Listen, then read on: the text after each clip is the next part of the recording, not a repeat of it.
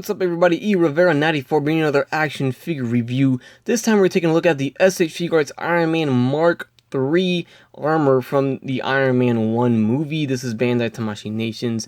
They're finally going back and getting some older armors put out there, and I think this is all because of this new Hall of Armor thing that's going to happen, and I'm very excited to see that. So they better make Mark 1 and Mark 2. It's going to be amazing if they do that. Right now, Revoltech's the only one that has a Mark 1 and Mark 2 out there. That's imported, so right now SH Figuarts line has not gotten those at all, but I'm pretty excited for this. I'm very excited actually, because of course I'm a huge Iron Man fan, so I like it. I love anything Iron Man, and I'm loving the love for Iron Man, and this is great. Can't wait to see more from them and what other armors they're going to put out. So without further ado, let's go ahead and get this guy out of the package and see what he looks like. Right here we have Iron Man Mark III out of the package. So I'm liking the dark red on the armor, just like the movie. You could tell that, you know, as he changed his armors, the red kind of changed. It wasn't as dark before. It got brighter, got darker, and it all changed up. So this is back to the first movie. Pretty much this is his first gold and red armor with the hot rod red or whatever he said in the movie. So this is his first one after Mark II, which was the all silver version of it. So I like the colors. I really do like the super dark red on the figure. I mean, they did a good job giving that look, just like the movie there. First, we're going to start off with the accessories. You have some familiar accessories here. We have the same blast effects as we've gotten before. Looks like they're just reusing these for all the Iron Mans. So this is a repulsor blast from his hands, the long version of it. Then we have some shorter versions of it right here. And then we have his blast effect for the bottom of his feet, like he's flying. And then we have hands. So we have the two fists on the figure. Then we have the blasting hands. So these have the pegs there, so you can stick the blast effect on the hand there. Then we have open hands here.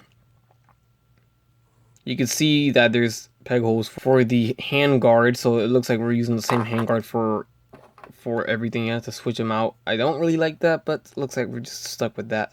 So here we have these hands right here. Pretty much the same hands that we almost always get with Iron Man figures. We have some flaps for his back, so that means you can make it look like the flaps are open on his back, so that's cool. I like that.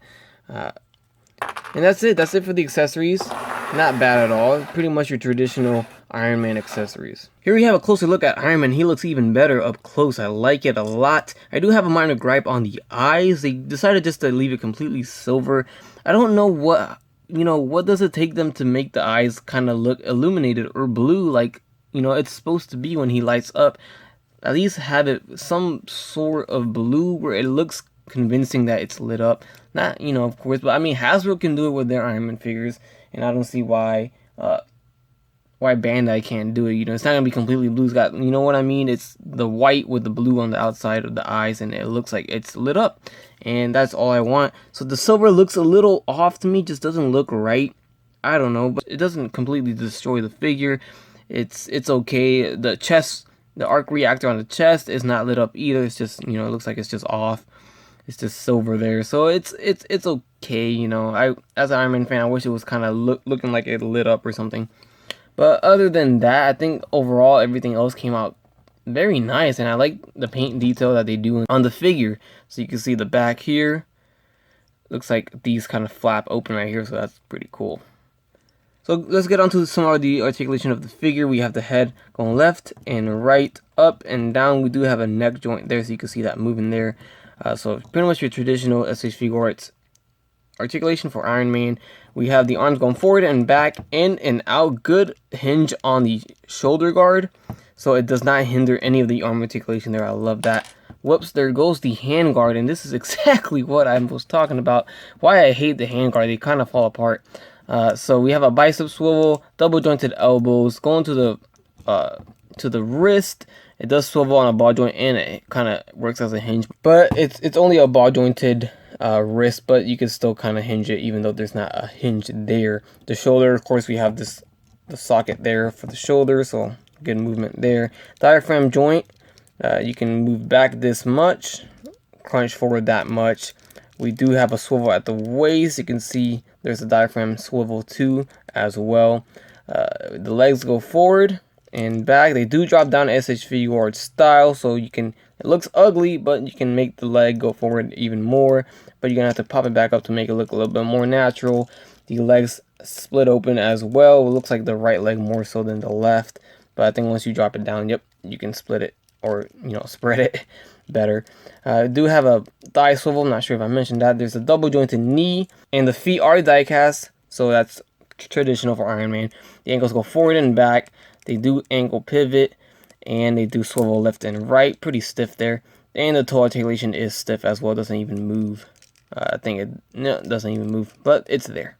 Alright, and that concludes my review on the SH Figuarts Iron Man 1 Iron Man Mark III armor. Very cool figure. I think if you want to build your Hall of Armor, this is going to be a must-have, and I think they pulled off this figure very nice. Like I said before, Bandai has Iron Man pretty much on lockdown. They make great Iron Man figures, and I absolutely love what they do with Iron Man. Like I said, the minor gripes are kind of the eyes. I wish there was paint. I wish they weren't just all silver. That's pretty much my only thing there. Everything else is okay.